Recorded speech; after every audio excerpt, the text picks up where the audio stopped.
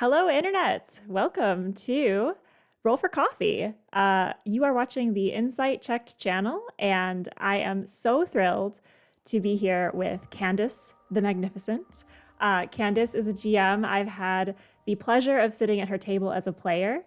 And yes, this is our monthly, semi monthly GM talk show where we just kind of chat TTRPGs, talk shop, and really, let it all out. So, Candace, thank you so much for being here. Why don't you introduce yourself and tell us about all the amazing things that you're up to, and then we can just jump into some talking shop questions. Okay. Yeah, so hi, I'm Candace, also known as Candace Magnificent or that Candace girl on the internet. I have, my pronouns are she, they. I have been gaming now for, it'll be 6 years at the end of this year. And I've been GMing for about 2. My campaign is actually, my first big campaign is about to end. It was a 2-year long campaign. So from August 2020 to June 2022. So I'm very excited for that. My first stream wrapped a month ago, I think, with Allison, also Monster Hunters Club. So that was a total blast. And I am set to GM some more next month for a charity stream. So I'm both excited and very nervous. That is how I feel every time I GM. I keep thinking the more I do it, the less nervous I'll feel. And then right before the session, it's just all of those tingly GM nerves kick in. Yeah. I have this like really overwhelming sense of dread before I start every game, whether it's like an important game like I'm streaming and everyone's watching, or it's just my home game. I have this sense of dread that like creeps into my brain. You're not going to know what to say. You're going to run out of things to talk about. Somebody's going to do something really cool. You're going to be blindsided and you're not going to know how to recover, and you're going to have to take a break, and it's going to be embarrassing. So it'll be 20 minutes into the game. It's like a really aggressive Jiminy Cricket. Like instead of like telling you like nice things, it's just like bad GM vibes. Yes, all the time. It's like you know what it is? It's your inner Lisa. Oh, yep. My Lisa was the character I played in Candace's Savage Worlds game. If you haven't checked it out, so I just actually had, I think it was Stream Elements. Thank you, my wonderful bot. Drop these links into the chat. So if you're curious about Candace's projects, you can definitely follow her on all of these different venues and platforms. And that's what I really love about your work is that you can kind of find it everywhere. And I love collaboration. So I think that's really awesome to have your stuff housed in different spaces. Thank you. Yeah, I have on my YouTube, I have a visible playlist called Other Magnificent Stuff. And it's all this stuff I've done that's not on my channel. Oh, that's so clever. Yeah, so people can see like what I'm up to, because like you said, I'm like all over the place, and honestly, with the bookings that I've been accepting recently, that's going to only kind of increase the number of places that I appear in. So that's awesome though. And yeah, it's great to play with different folks and different styles and kind of bring your stamp to different tables. Yes. So let's start back at the beginning. So you said 2-year campaign is coming to a wrap. Where did you start just generally in the TTRPG world? Like how did you come into that space? So like I like to tell the story. It's about like one of my most special friendships, honestly. And like this person is like a man of few words. He's very shy. So whenever I'm like regaling him from the mountaintops, he's just like, oh my God. So hopefully he won't watch this because he'll be real embarrassed. But my friend Carl Kiesler, I started working at an advertising agency in 2016. And they sat me in this like row, kind of. It's like not a singular desk. It's like a long row of seats. And then behind me, like on either side, there were cubicles. So the person sitting in the cubicle right behind me had these amazing toys, like a crazy pop vinyl collection, right, of all the supernatural and like sci-fi and horror icons that I love, right? All kinds of really cool like comics and stuff on their desk. And I was like, who is this person? My first day, they were out of the office. So I was like, who is this? I need to know. So he comes in and I'm like, hey, can we please talk about your McFarlane toy collection? Because like it's bananas and I need to talk to you about it. And I introduced myself, he introduced himself, and we started talking. And every day I would come in, I would chit chat with Carl, and you know, we kind of grew into like friends and stuff. Talk about movies, pop culture, whatever. And then one day, someone else he knew on a different floor was like, hey, I really want to DM. I know that you're into TTRPGs, like in your side hustle, right? Like in your home life. How can we get this going? So he was like, Candace, yeah, I know you said you wanted to learn how to play TTRPGs. Someone's trying to learn how to DM. That's the best situation. Come on through. So we used to meet in a conference room on the 4th floor of my building. We have like this really ridiculous, gigantic advertising agency that we work at. And on the 4th floor, they had like a really fancy like executive suite. So they lent us that suite to do TTRPGs. And so it's like, I love it. 10 o'clock at night, we're eating Domino's pizza, rolling dice in this like executive conference room. And eventually that fizzled out. And Carl was like, listen, I love TTRPGs. Let me run something for you called East Texas University. So shout out to Savage Worlds, shout out to Pinnacle Entertainment. That was my first true campaign. It went for a little over almost 2 years, about as long as what I'm running right now. It was awesome. It's I don't know if you know ETU, but basically it's a supernatural like Scooby-Doo meets Buffy the Vampire Slayer about kids in college, and it was really, really fun. And that was like my first ever campaign. Like I had played with like one of my friends online. He's a really good DM out in Austin. He had me in like a 1 or 2 shot that we did, things like that, but never before had I done like a major campaign until that moment. And that's actually who got me into GMing as well. He was working on the Pinnacle project for Savage Pathfinder and ran out of time. He was like, I don't have time to prep game every other week. Like I just don't have it. And it was during the pandemic, so everyone really needed to game regularly. So he was like, this is your moment to shine.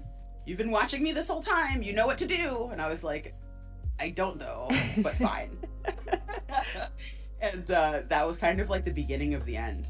Even my streaming career, like he did a 1-shot for Pinnacle for Savage Pathfinder to run the testing for it when they came out with their Kickstarter campaign, and they tapped to sit at the table, and that was my first stream. So like that is a friendship that I can absolutely say Carl Kiesler like changed my life in a real way.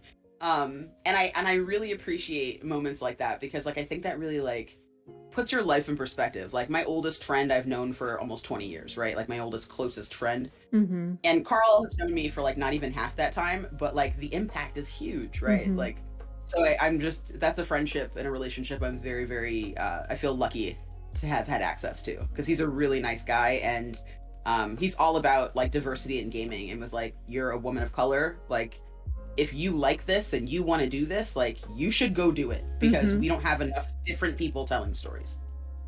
What was it like when you stepped into that GM chair? Like what were you feeling then, and like what are you feeling now? And I know we talked about the naysayer Jiminy Cricket, but like yeah, when you can quiet him down, like what is it like?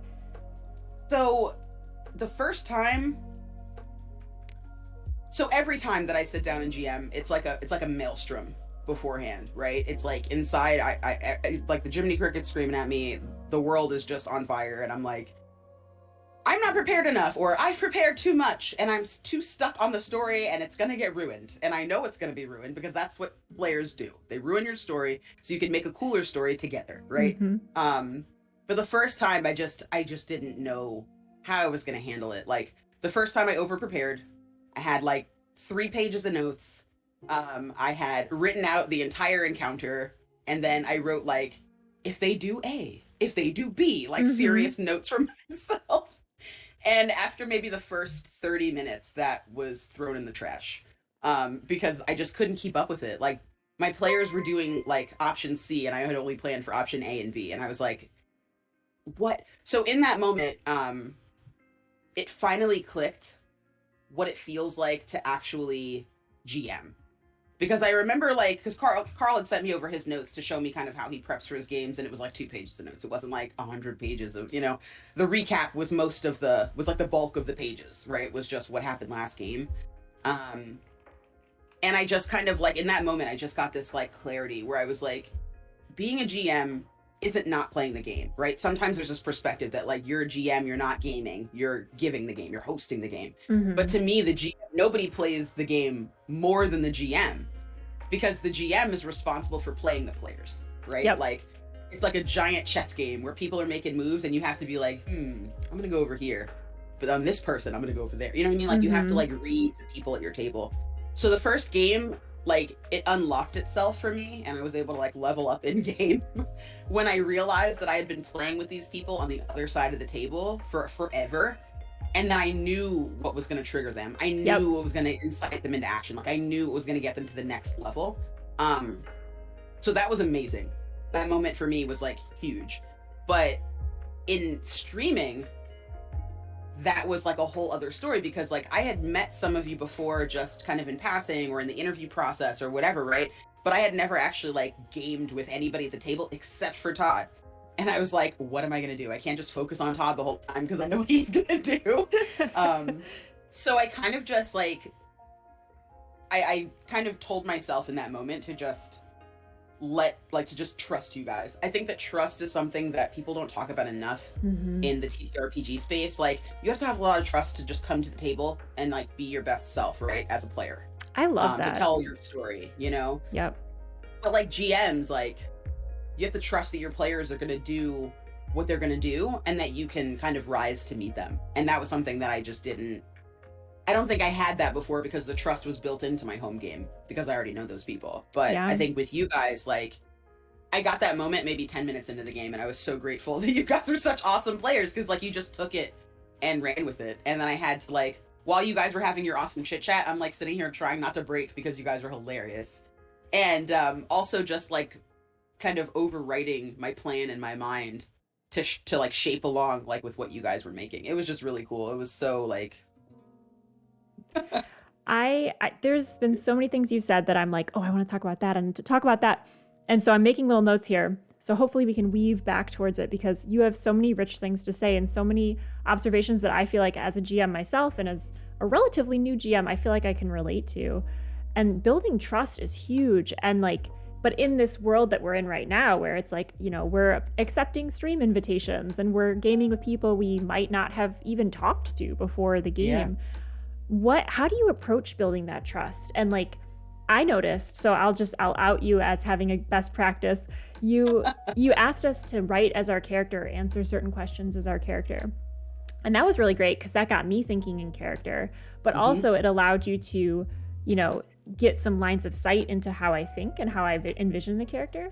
And then we built a little trust in that moment. So can you share some other tips and tricks for folks that might be thinking like, well, I want to jump into a game, but like, how do I game with people that I don't know? What does that look like? Yeah, I think that there's a certain amount of vulnerability in the TTRPG space that a lot of people don't like want to recognize. Like right now we're having like this like kind of ongoing conversation, especially on Twitter, right? With like the old guard that, you know, was doing OSR forever ago. That's like, there's never been a problem with diversity in gaming, but the reason that they started gaming is because people were like, you're a nerd and I don't want to hang out with you and you need to go do something with your shitty friends, right? So like they know what it's like to be an outcast. They just can't imagine that they would have done that to someone else, right? But they did. It's hard not gatekeeping something that you love, like regardless of who you are, right?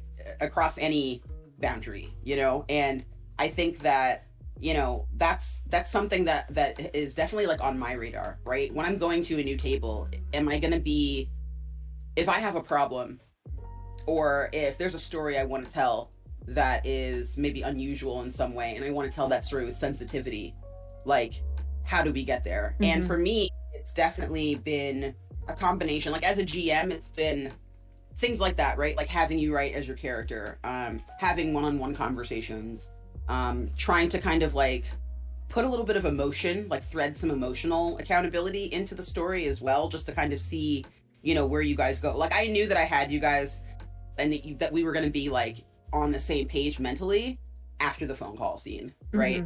When you guys each had to talk to your parents, and I was able to kind of like test those little snippets, those little bits and bobs that you guys gave me about your characters and your background, your story, and who you are, because like that's how you're really going to get that resolve, right? That Lisa has is like, my parents are like, oh, make sure you're nice. So like, I need to be nice, but like also I'm always nice. So I just need to be a good friend. Like, you know what I mean? Those moments where like you can like buckle down and buckle into and strap into your character. But I think for like a player, like for example, I was in one of my first streamed campaign was Deadlands with Valor Studios, and my character Jem Freeman is someone who was assigned female at birth. Her parents die, and she's like in the West by herself, right? She's like a half black, half native woman in the Wild West. She has no family other than like miles and miles away, and she's gonna have to like travel to get there. And I was like, that doesn't sound like something just any woman can do. So in my mind, she was trans, right? She dresses like a man, she acts like a man, people take her as a man. Inside, she might hold her femininity close to her, but it's not something she finds integral to who she is, right? And it allows her greater, freer movement throughout the world. So I had to go to my GM and be like, hey, this is the story I want to tell. And it wasn't the easiest thing in the world, because these were all new people. Like, I had gamed with just the GM one time for a one shot. And everybody at the table was male, and I was like, and everyone was straight, and I was like, I am queer and a woman, and I am black, and I am very intimidated by this like all white, all male table. I don't know like if these people are going to even be receptive to my idea, let alone to me, right? So I kind of just started testing the waters, and I had some one-on-ones with my GM, and I was like, listen, this is what I want to do. This is why it's important to me. This is the story that I want to tell for my character. And one of the things that like really touched me, right, was that one of the other players at the table was all about it. They were like, hey, I knew Jem back in the day. Jem and I grew up together. We have a shared history, a shared past. And like that character, like that player's character welcomed me with open arms, seeing me years later. They were like, hey, did you used to live, because like we meet somewhere else, and they're like, did you used to live like up in Hellgate? And I was like, yeah, I had. I did, or whatever. How are you doing? And I like, my character got really awkward, and for me at the table, I was like, this is the moment, man. This is it. Like, how is this gonna go? And that player was like, it's really nice to see you again, and gives me like a giant hug, and then like our characters were bonded from second one. Oh my god, I just got chills. Like, now I make content with him. His name is Todd Moonbounce. What a reveal. That's awesome. It sounds like, so you're very character driven as a player, like character motivation. And I know some people write out like huge backstories about their character, but honestly, like boiling it down to those little details, like emotions. What does my character fear? What do they care about? You know, like what gets them up in the morning? And then having that reflected in the table and like in the other players, it sounds like it's really important. And like, I see that in your style as a GM, and like, there's nothing more rewarding from the player side as like having something you thought of and like that's important to your character come out in the session, not from you, right? Because you can always bring it to the table and be like, my character, blah, blah, blah, you know, like, and just keep putting that out there, but having it reflected in the world, in an NPC and another player, like that's so impactful. And I've seen that in your games, like time and time again, just throughout the sessions, and not just in a, I will say, not just in a name droppy kind of way. So like, it's easy to say like, oh, I saw on your character sheet that you're having trouble with your mom. Like, I'm just going to do a quick scene where your mom gives you some trouble, and we're never going to come back to that again. Like, I've seen in your style, you build it, like you scaffold it in there. So it's like you have a mention of it, and then it comes back, and then it gives an opportunity rather than just like a lore dump. And like, that's really nice, because that's like a space to play in a little bit. Yeah. And like, for me, I remember when I first got into TTRPGs, like the first game that I played, like I said, the GM was very new. So it was very much like a hack slash goblin stab kind of encounter. You know, it was like old school, like beginner D&D, you know, very like the set that you get in the box set, you know what I mean? Where you have like the starter kit. I had like an elf ranger starter character. Heck yeah. So like it was very like basic. But when I started gaming with Carl, like he's somebody who uses a surprising amount of emotion in his games. It's not so much about just,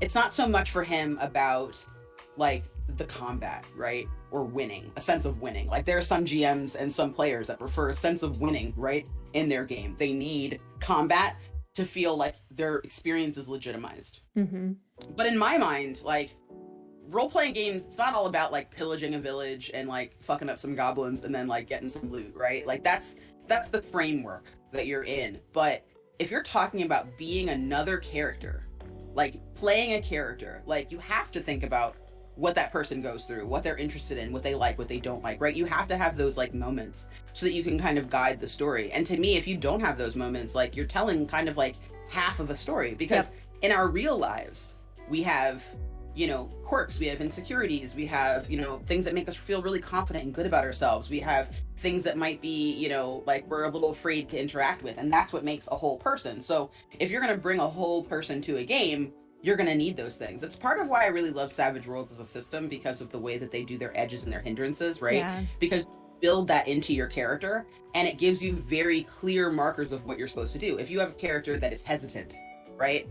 And you draw for initiative, you draw cards for initiative in Savage Worlds. If you draw a low card, like a low number, that's because your character is going, oh, I don't know, guys, I don't think I want to get it. You know what I mean? Like, you have this like moment where you can go, yeah, maybe not. And then that gives you time to consider, like, really think about like how your character is going to show up in this scene. And I think that like emotions, and I mean, like, for example, people are going nuts right now about like, don't make D&D political. Don't make D&D, this, that, and the other thing. And I'm like, D&D is an emotional and political game. Like, that's what it is at its core. Yep. Like, the reason that you have checks and balances, the reason that you can't just design Superman and go around murdering everybody as much as you want, right? The reason that you can roll a nat 1. Like, all of those checks and balances are built in there so that you have parameters to tell an interesting story, not just to tell, like, one kind of story one way. So, I think that emotion is something that people should bring more of that to their games, especially if you're not playing like, I mean, high fantasy, you can easily tell some like slamming stories emotionally in high fantasy, but like, especially in a setting like ours, right, where it's supposed to be real, you guys are supposed to feel like kids. And that was something that going in, I knew might be a challenge because of my other group, right? When I first ran it for my home game, they had a hard time taking things seriously. They were just like, well, we're kids and we can't die, so we can do whatever we want. And it's like, yeah, but you also have child-sized fear, right? You're also a kid who's terrified of pretty much everything because you're small and everything's bigger than you. And like, it's like a little dog. You've got like a complex. You know what I mean? About how like scary things are, and you've got to like be extra to try and show up in that space in a big way. So I think that emotion is what really kind of drives things like that. Like, it definitely drove you guys to like get in this headspace of being a kid, because kids are emotional. Yes. That's what they are. Yep. They haven't learned how to like have poker face yet, or how to like choke back tears, or, all the trash that we do as adults to pretend that we don't feel things, right? They're just feeling everything. They're like a live wire, and that was something that I had hoped to kind of get you guys into. And like, you guys just landed that plane right away, like right away out of the gate. Like, it was, you guys just went hard and it totally came together and was beautiful. Well, Well, I mean, a lot of that is your GMing style too, and I got to thinking about tone, right? Because you're thinking, okay, my first group wasn't so serious, but this group is, or there's some engagement with the world here that was not in my first run through. And so, how do you approach games and players about tone? Like, because you have a vision for it, and then of course players bring something to the table, and like there's a meeting in the middle at some point. And obviously the most successful games are ones where we all have kind of the same vision for the tone and how we want to feel when we're playing. But what are some things that you do to set tone or to think about tone as you're getting to know your players? I lean a lot on session 0.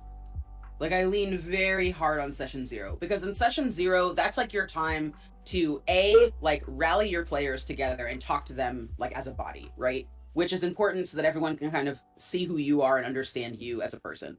But also it helps them kind of differentiate each other as well. Like, I just had a session 0 last night with Todd and a few other awesome people for something that's coming up next week on Wednesday night. And is it something you can name drop? Yeah, it's so Backwater is a Southern Gothic tabletop role-playing game, and they actually are coming out with a new expansion, like a new release called Backroads. So we're doing a play test of that.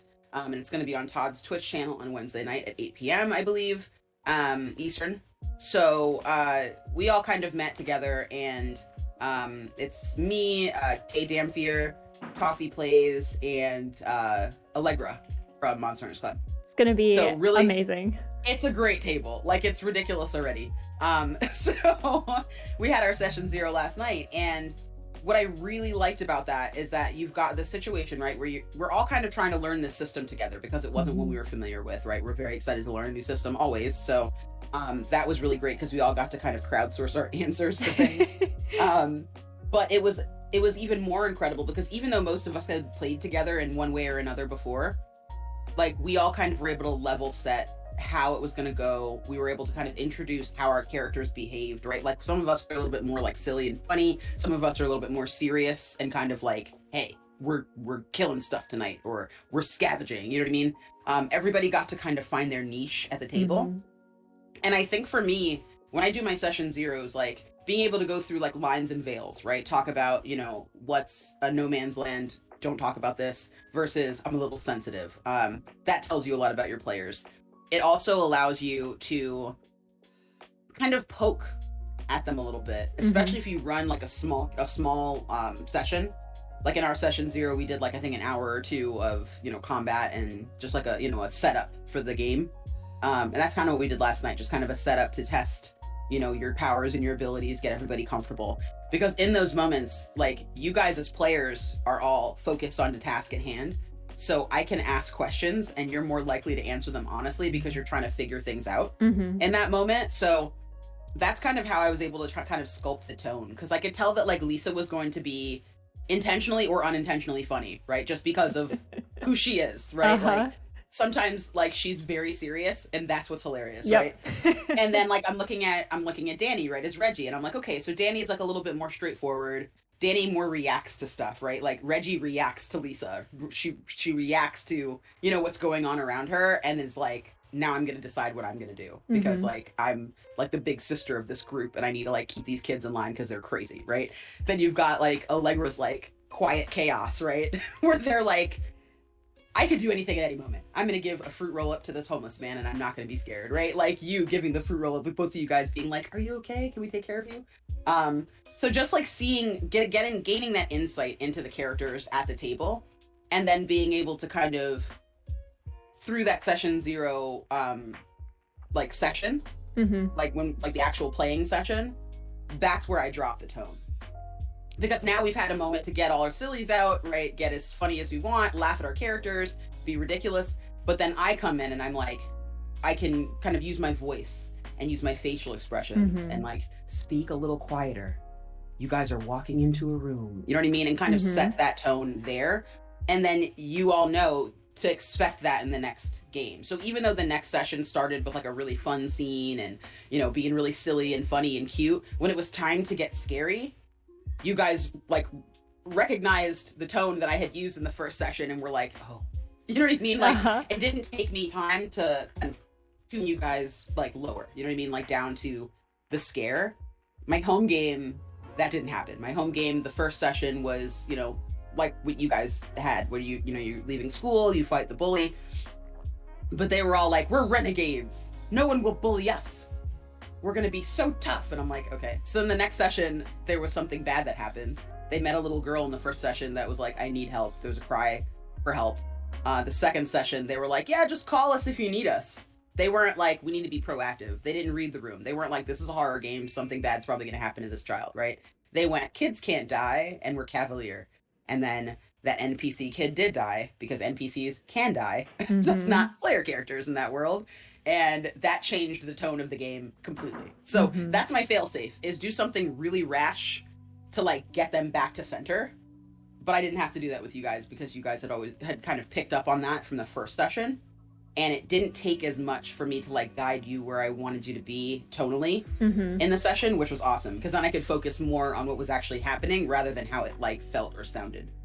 I love how responsive you are to the group, and how and that's why, you know, we say I throw my plans right in the garbage, because you come up with all these things to bring, and then you're really responding to what your players need, and that comes across in the gameplay so easily and really streamlines it.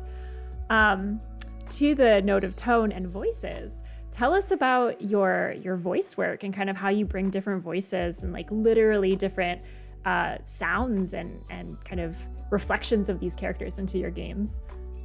So I have a background in theater. When I was a kid, I think my first, like I've been in plays, like school plays and stuff, since like preschool. Like it's something I've always been interested in. I sing as well. So growing up, I used to be in like every year my school would host like a play at the end of the year. I'd always try out. I'd always try to be like the lead if I could. It was something that I was really passionate about for a long time. When I moved to South Florida, I moved here in the middle of my junior year, which was arguably one of the worst experiences of my life. Um, I had gone to my other school. I had been in the school district of my other school for my whole life, basically, kindergarten through 11th grade. And it was a large school district, but also very kind of insular. Like everybody Mhm. kind of knew each other in that school. And then when you went to high school, everybody like knew each other and then introduced each other from, soccer practice or CCD or, going to, going to temple, right? Or whatever they've done, and they've met people from other schools. That's how you meet people, like when you're in junior high and high school at my school, right? Everybody just kind of pools their friends together and you find your group or whatever. So I remember when I moved to Florida, like it was such a different experience, and they had already cast for the senior play. They had already like done everything. By the time I got here, like all the senior stuff had already been ironed out, right? They had already decided, what they were gonna do, who was gonna lead it, whatever. So I got into debate instead because I was like, what am I gonna do with my life? I'm a theater kid. Like I'm in the marching band. That's what I do, and they already have Mhm. all their stuff done for next year. So I started doing debate, and I was doing oral interpretation, which is where you have to like read something in a dramatic way to win a prize. That there's one where there's prose and one where there's poetry. So I remember going up the first time and just being like, I don't know what I'm doing. Like, I don't know. I've never heard of this before. My school only had like Lincoln Douglas debate where you have to Uh-huh. like argue stuff. They didn't have like the fancy, like, fucking play stuff. And I was like, I don't know what to do. So I remember just being really nervous and being like, I fucking quit. I'm so bad at this. I won third at regionals and I was just happy that I survived. And then I went away to college and didn't really like do much because like trying to do theater is like even a pastime, like a hobby. Like there's none of that. You have to be in the theater program to be in the play. So I was just like, I guess I'm never going to be an actress. It's fine. And I just kind of threw it out. And then when I started in the TTRPG space, like my first character didn't have a voice, right? My ranger was just like, I am a ranger. Like it was very like generic because I really wasn't sure like what to do. But by the time I got to my second character in ETU, she was I decided that I wanted a more complicated experience, so I made my character's hindrances that she was stupid. She's clueless, right? She's a cheerleader. She doesn't know anything. She's street smart, but like she's not really academically intelligent. And because I had guessed a lot of next motions in games that I had done, like one shots I had done before that. I had guessed what was going to come next, and I didn't want to keep messing up everybody's table because there's nothing a GM hates more than when you're like, is this monster at the end of this session this thing? And then they're like, ugh. It So it I was, was, it or was was. it a red herring? So in my session, like that, my first sessions, like they were never red herrings. I just guessed, and then it made everything terrible for everyone. So I was like, you know what I'm gonna do? I'm gonna not be that person, and I'm gonna make my character dumb, so she can't guess anything. She's just gonna go, "Where do you need me?" So then I had this like really like one of her quirks is that everything is the question. So she'd talk kind of like this, but wouldn't really know what to do next or whatever. Like very confused. And that was the first voice I used at a table, and I didn't think it was going to be sustainable. But every week when I showed up as Jessa, I was like, "Well, I've got to have the voice because that's what she's like." Mm-hmm. So then after that ended, I was like, "Well, now what?" And I kind of experimented with voices after that. But I think once I got into streaming, I was like, "Well, you've got to make this entertaining. It needs to be a show. And if there was ever a time for you to bring back your actor thing that you did, it's now. So just like go for it and see what happens. If it's weird, Yeah. it's weird. Oh well, you know." And I feel that's like how that's the mantra for TTRPGs in general. If it's weird, it's that's weird. it. Oh well. Oh well, we're gonna figure it out together if it's Uh-huh. weird. And so yeah, I don't know. I think ever since that moment, I've just been very committed to voice work, and I've done a couple of I've had a couple of VO jobs actually that I've been hired for. Shout out to Dungeon Mister Ty. I did the intro to his team's kickstarted Neo Varden series. Mm-hmm. And I'm looking forward to doing more because it's something I really, really enjoy. I've always kind of had little like impressions and stuff, and I've done impressions for my family, and I've always just kind of been a ham um, and an embarrassing person to be around in general. So I was like, this is the place to shine. Indeed. Be embarrassing on the internet. Everyone loves that. So here we Indeed. are. I love it. I can relate to that. How do you keep your voices consistent? So like sometimes I will debut a voice as the GM, and if it's, I've actually, with my players' consent, started recording myself, not their audio, but my audio on my input mic, just so that I can have like the little clip of like what did I bring to the table that day? Like who did this? What did this goblin sound like? And so I have this really embarrassing collection of just my voice files where it's just me saying a random line, and sometimes that NPC comes back, sometimes they don't. So that was one strategy. This was for my home game. But then on stream, obviously you have the VOD, so like that's a cheat sheet. But how do you like get those voices authentic or consistent, or how do you come up with a voice on the fly? So for some characters, I already know what they're going to sound like. There's the teacher that you spoke to, that you liked, that you met in the parking lot. I think her name was Miss Snelling. I can't remember, but her voice is actually taken from my home game. There's a character named Miss Snelling, like in the book in general, that they had like an encounter with her where there was a seance and stuff. It was like this big scene. And like what I do is when I prep for my game and I start kind of like reading through the session and like who's going to be in it or whatever, or if I'm making up the session and I'm deciding who's going to be there, I try to kind of pick either a celebrity or a character from something that I like, and then I like shoot for a version of that. So Ms. Snelling's voice is based on Jocelyn Shit from Schitt's Creek. Love it. How she has this very like oh no kind of voice, right, all the time. So that's kind of what I channeled. And like I have a deeper register, so sometimes I think I'm sounding one way in my head, and then I like listen to it on the VOD and I'm like, that's not it. But it's close enough, and everybody else felt it was different and felt like heard what I wanted them to hear, so that's good.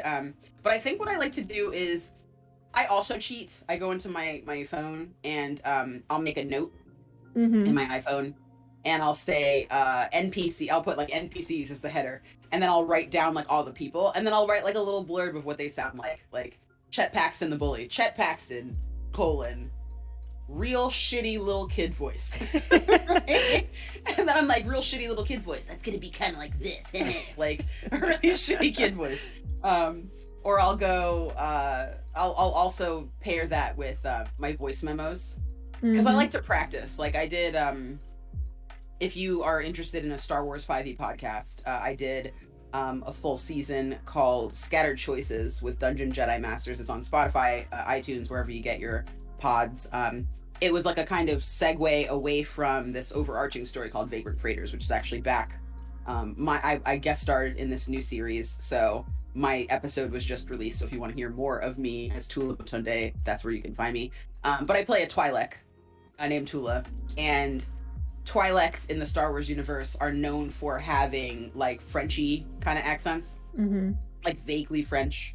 Like if you've ever watched Hera Syndulla, when she gets really mad, her little like French accent comes out, when she's like yelling at people. So taking that, I was like, well, my character should have a French accent of some kind too.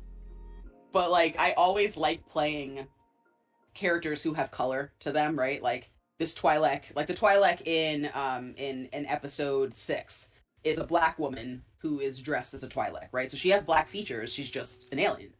And I love that idea that like any alien that's humanoid can look like any type of human, right? It doesn't have to be the same kind of human person. So my Twi'lek looks like me, except she's blue and has big orange eyes and has a French accent. So I was like, well, if she's going to be French and she's going to be a little bit black, she should have like a little hint of like Black Panther in there too, like a little bit of like an African kind of dialogue or something like that. So that's how I made her accent. And I used to practice all the time. So my partner would come home and I'd be like, hi, and he'd be like, hey, how are you doing? I'm like, I'm good. Today, I'm talking like Tula Batunde, and no one will stop me. And he's like, whoa, all right. So then the rest of the night, I'm just like Tula for the rest of the night, which is extra. But I would love to see like just your partner's diary. It's like day 3, Tula came back again today. That's exactly what it's like. And like I was like, is this weird for you? He was like, I mean, not in a bad way. It's like, okay, thank you for your Oh my honesty. god, I love it. I love it. Well, I think this would be a good time to take a refresh, check our chat. We've got a hydrate redeem, which Yay. Domokame, you read my mind. I was going to ask Candace, what are you sipping on this morning? Because I got my mug of coffee here, and I know you had a poll going for your beverage. What Did did you have a end up poll. with? I'm letting the people down, is what I'm doing. I woke up this morning and I tried to go to my local boba place because I have boba tea. Like I have the boba balls in my house to make boba tea, but I'm out of lavender tea. So I was like, whatever. I'm gonna just go to this local boba place and they're gonna have lavender tea because that's where I first had it. And they did not have lavender tea because they don't open until noon. And I was like, oh, probably should have checked that before offering people that on the internet. So later on today at 6, I'm going to be over on Makihi's channel doing a charity stream for reproductive rights of Thirsty Sword Lesbians. And it's actually part 2 of our original stream we started a couple weeks ago because we've got a lot of big personalities and we're having a lovely time. So we needed a part 2. Excellent. And I'm going to drink lavender boba on that show because then I will be able to obtain said drink. So I went with the second runner-up, which is a matcha green tea latte. Excellent. Excellent. I love it. We have 2 hydrates coming in, so cheers to you, Candace, on this break. We'll get through our blur filter there. And I'm just going to skim through chat. Chat, if you have any questions for Candace, we're going to go to a quick bio break, but I would love to take a look at all of the great conversation happening in here, and I'm going to pull out some of those questions, and we can ask Candace when we come back from break. So be sure to drop your questions in chat. If you would be so kind as to use an emote or a highlight my message so that we can find them easily, I would appreciate that. However, I will be taking a look in here. So glad to see all this awesome conversation and new faces. And Candace, I guess we can just end on this little break here as, let's see, a quick funsy question. So Yeah. What's your favorite Nat 20 moment as we go into the break here? My favorite Nat 20 moment, I think, so I was playing a half-orc barbarian who had green skin and orange hair, and her name was Zora Bloodfang. She's amazing. She has a ridiculous voice as well, of course, naturally. And I was in a scene where there were these 2 halflings and an elf that were pretending they were masquerading as a family. So like a dad and 2 kids. And myself and my fellow player, I was in a scene with Taylor Van Biljon, who is amazing. If you guys haven't seen her, she is on some Nat 1 fun shows, Running Feywild, I believe, and Backwater Bastard. She's a wonderful player. We were in this scene together and we were trying to be really stealthy, but we had gotten split up because like she's really little, so she was hiding behind, she was like a gnome, so she was hiding behind like the tombstones, and like I couldn't hide behind tombstones. I'm like 6 feet tall, right? So I tried to be a tree and I rolled like a 2, so that didn't work out. So they knew I was around and they were like, let's move this conversation somewhere else so that we can be really stealthy and sneaky and no one will hear us. So they moved and like kind of went around this bend around the corner from where I was hiding behind this big crypt. And I was like, I need to get as close as I can. I got to hear what these people are talking about because I know it's important. And like, we had gotten split from our party too, and we hadn't heard from them. And we were like, something bad is definitely happening. I just don't know what it is. So I rolled to try to like do this cat-like leap. I have a tiger totem. So I was like, I'm gonna do a cat-like leap behind these bushes, and I'm gonna just like be really quiet, and no one's gonna notice that I just like this 6-foot tall slab of like green meat just like Hulk launched herself over like 3 hedges and into the fucking grass, right? Like no one's gonna notice. And everyone's like, you've been rolling like shit tonight. Are you sure no one's gonna notice? I'm like, listen, worst case scenario, something hilarious is gonna happen. So I'm fine with it. I'm just gonna do it. So I rolled and I got a nat 20 and I was like, holy shit. Everyone was like, what? I was like, listen, I am sneaky as hell. And I fucking like get on all fours and I pounce like a tiger, like a cat that's been scared. And I like land in the bush and I like get really flat on the ground, like paper thin. And my hair is blending in with the top of the shrubbery and I'm peeking through the bottom. And the GM's like, and they don't see you because guess what? You're in a bunch of bushes and you're green as fuck, man. So don't worry about it. I was like, awesome. And then I got to hear everything that these people were saying and I got the drop on them to like fight them later. So it was a really great moment because it was one of those nights where you're just like rolling like absolute garbage. Like 5 different die were in dice jail. Like it was just a horrible evening of just trash. And then that moment was just like it. And I was able to, like, the rest of the scene, me and the other player, like Taylor and I, were in charge of that scene because I had gotten like such a great landing. It was really, really funny and good. It was a good one. I love it. I love it. You know, those nights you're just storing up the good energy for that one good roll. That's all it is. Yes. I mean, I was glad that it counted because there have been other moments where I got like, you know, in Savage Worlds you can get exploding die. There was one day I was just rolling like garbage and I finally got these exploding die and they were just going and going and going. And I got like a 32. Oh my gosh. It was for a notice check to see if someone was coming. And I was like, yep. Or that like little flavor where it's like, I want to do a little dance. And it's like, yep, there's your nat 20. You just wasted that one. You do the coolest dance anyone's ever seen. So now there's a beast that you have to fight and it's terrifying and huge. Roll your die. And I'm like, well, the magic's gone. But so. it's a fan of your dance. It's impressed. I'll give you +1. I love it. Well, thank you for sharing that. We will be back in just a moment. We're going to take a quick bio break. Chat, please continue dropping in your questions. We're excited to answer them when we come back. And we will be chatting more with Candace after we come back from break. So don't go anywhere.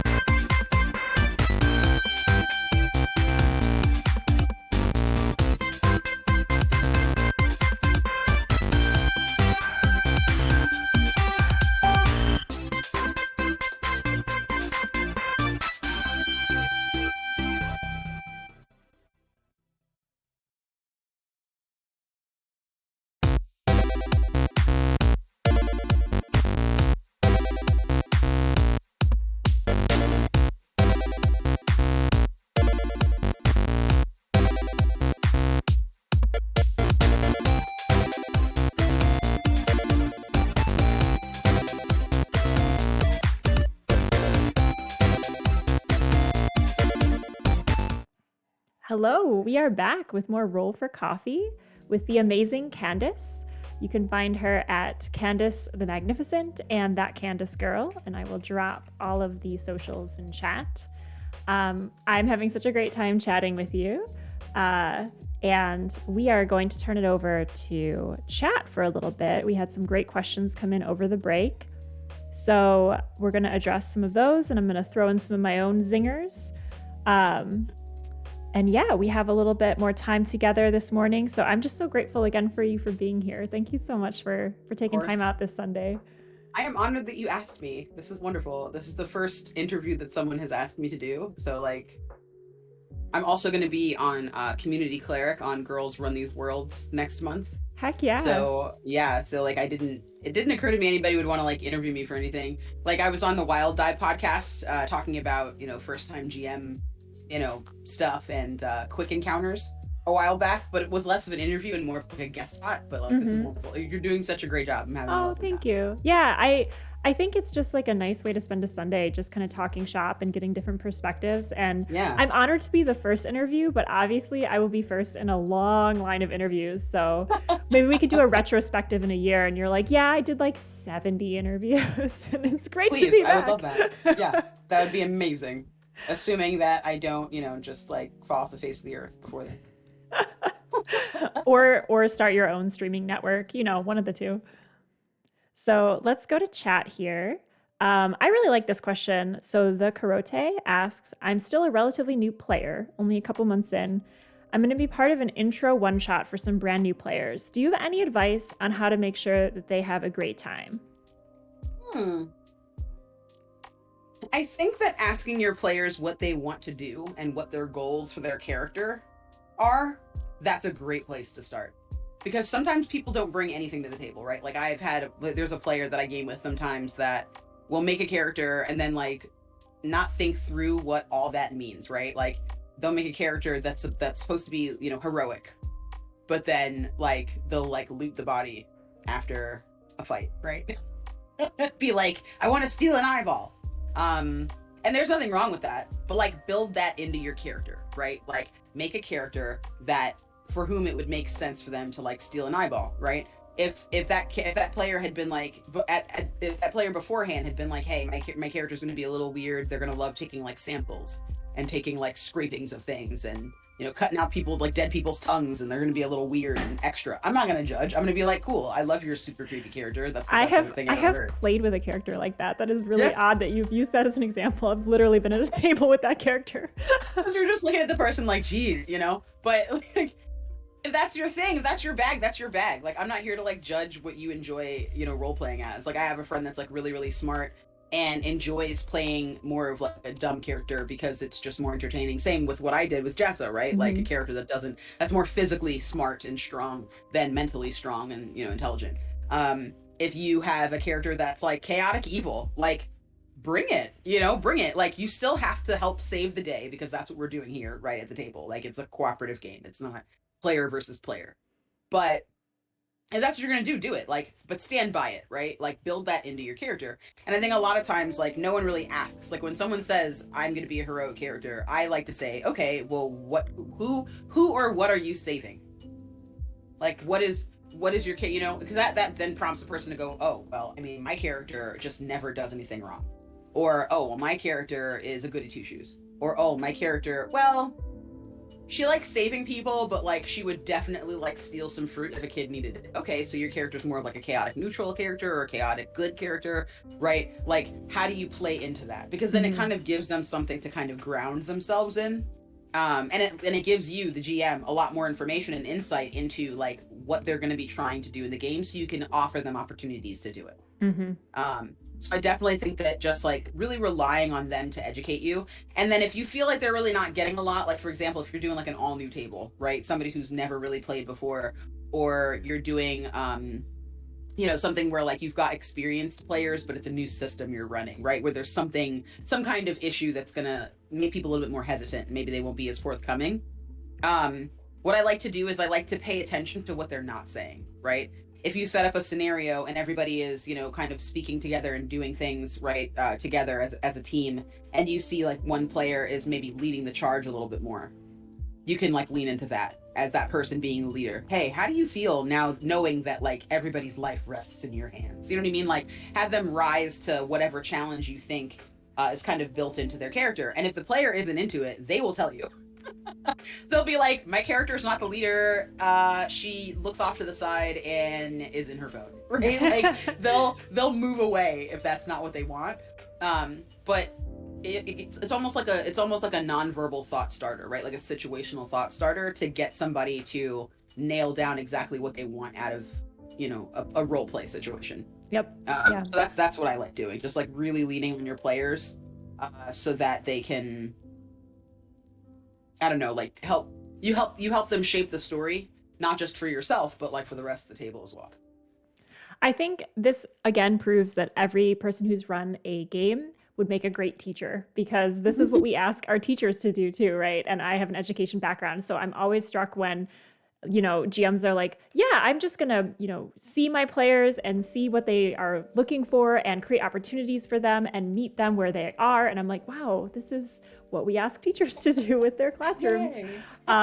So yes, I think that is definitely gonna hit the nail on the head for the carrot correction. That is how you pronounce their handle. So apologies there. So cute.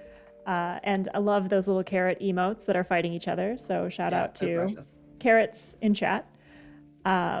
It's not just you. I saw that and I was like, oh, like a garrote that you would like wrap around somebody's neck to like behead them, because that's my train of thought. That's the kind of creep that I am. I am notoriously bad at pronouncing things. So one day I will get a screen reader to just read these things to me, and then we can be bad at it together.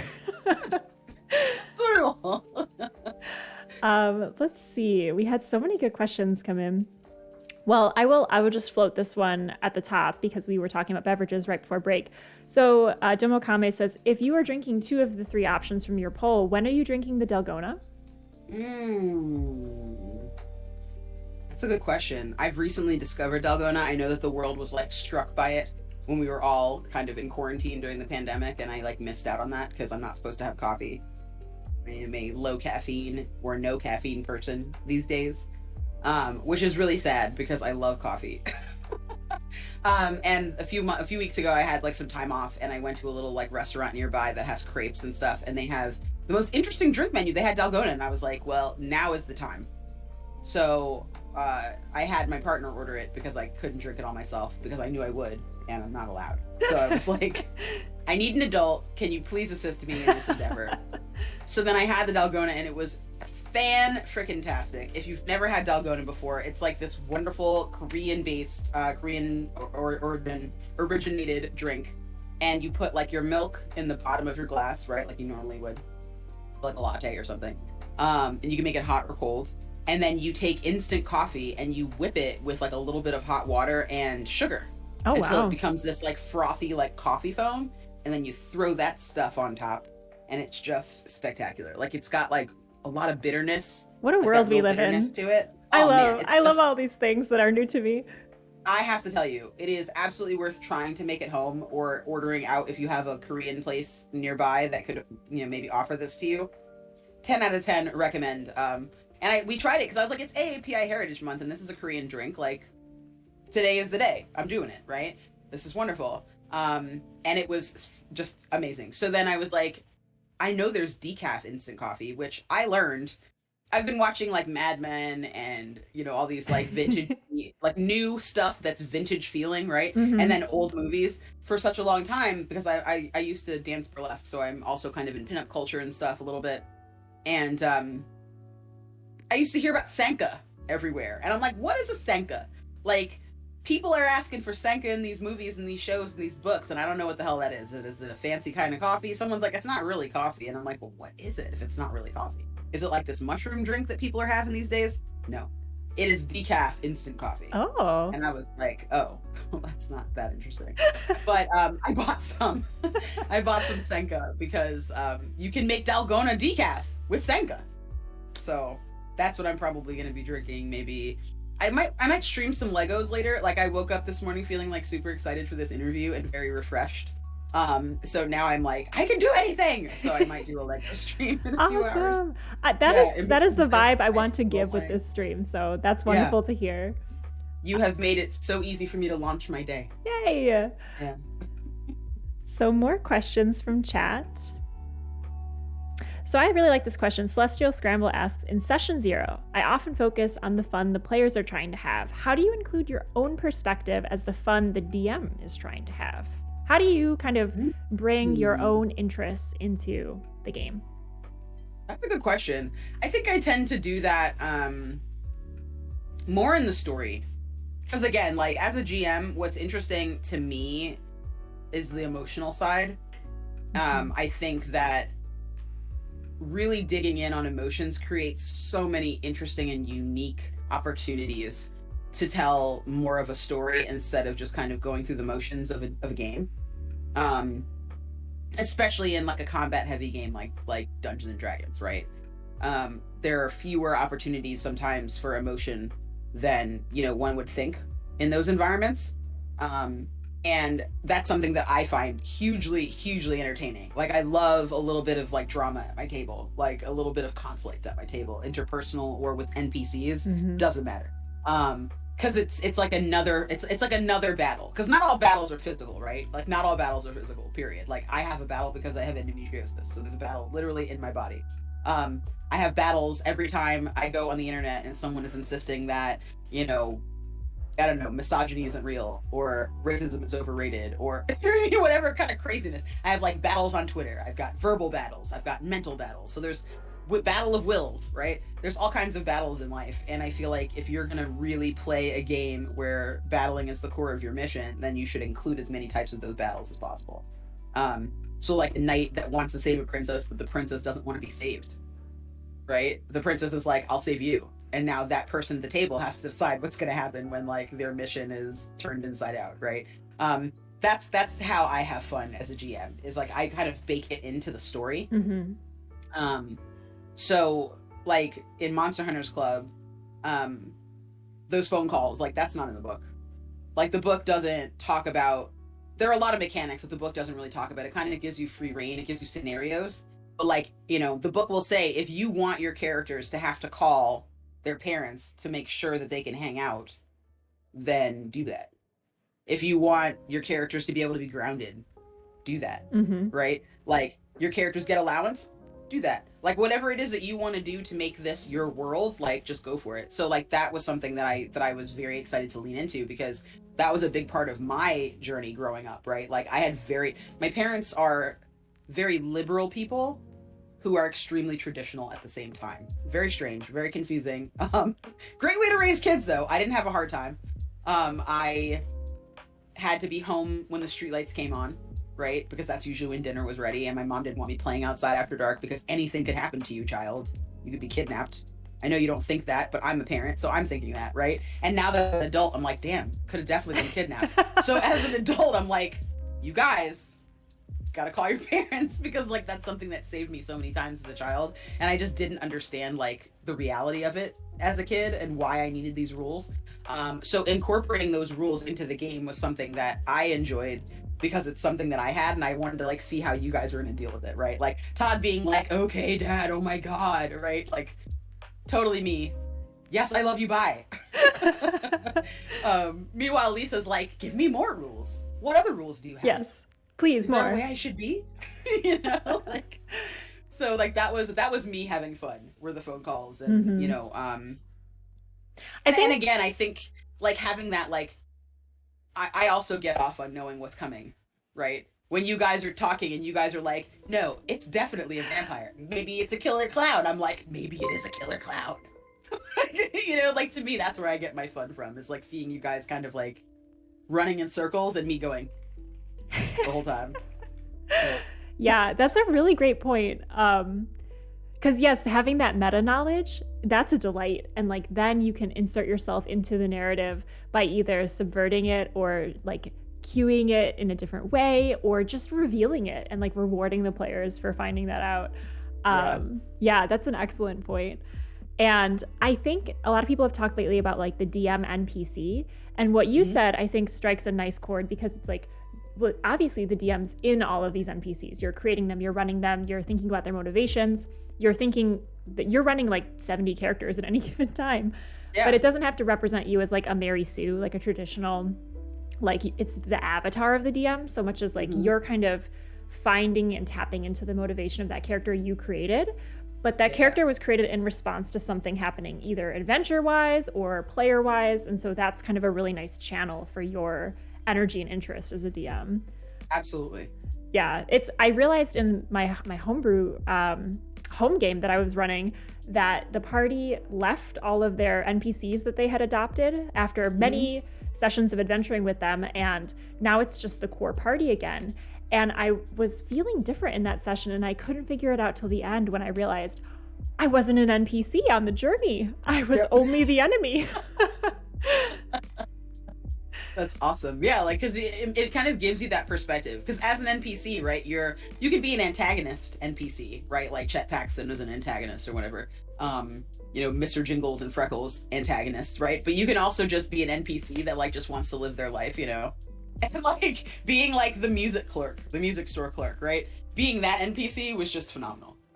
Because I got to kind of engage with like other NPCs and just be like, oh yeah, kind of do my job. But then also got to have different relationships with each of you, right? Or like Elle Lawson, how Elle was like, what's up to Reggie? Because Reggie came in with a skateboard, right? Yep. And like feeling a little bit more warm toward her than maybe the other characters, right? Like little things like that, to me are just what really kind of power the story for me, and again, if you're a baddie, you're a bad guy or whatever, that's also fun. Like being Freckles when you guys were fighting him and trying to decide how he was going to go out, like the decisions you made were so different from when I ran that battle for my home game. So I was like, well, now I have to think of another way for him to die. So like I'm sitting here and I'm like going over in my head like the different ways that I had considered that he was going to kind of operate and act, and like how it turned out is how it turned out. But like at first I had a very different plan, but I was so wrapped up in like how he would react to all of you, especially because you didn't have empty threats. Like you guys got some really great rolls, and like right out of the gate we're like, I'm laying down the law, clown, I'll fuck you up. I was like, geez, all right, well, he's gonna climb on the ceiling. Jeez. Like kids are vicious. Terrible. Yeah, that slice of life NPC is really interesting, from the record store all the way to like a psychotic clown that wants to murder children, like but just getting in their head. And like, because I really like what you said, what would they do, like thinking about, because we ask our players that all the time, what do you do, like we're presenting this, what do you do?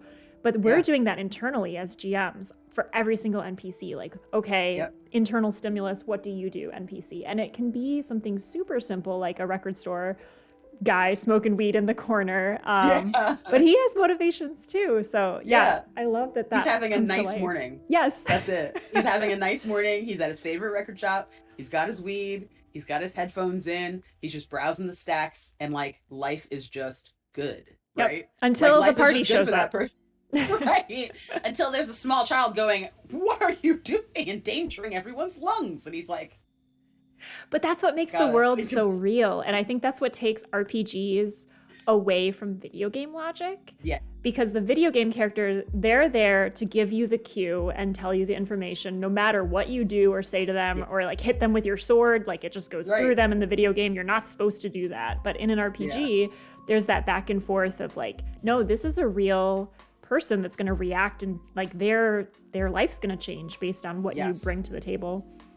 Those checks and balances are something that I really, really love about TTRPGs, and something that I do find limiting now that I've been playing TTRPGs for so long in like other like video games that I've played, right? Is that like a lot of the characters have like a loop, right, of what they're going to say to you. There's like only like 3 major options. For example, perfect example, everyone's like, Candace, you like Star Wars and you like video games and you like RPGs. You've got to play KOTOR. You got to play Knights of the Old Republic. It's going to change your life. It changed everybody's life when it came out hundreds of years ago. It's going to be great.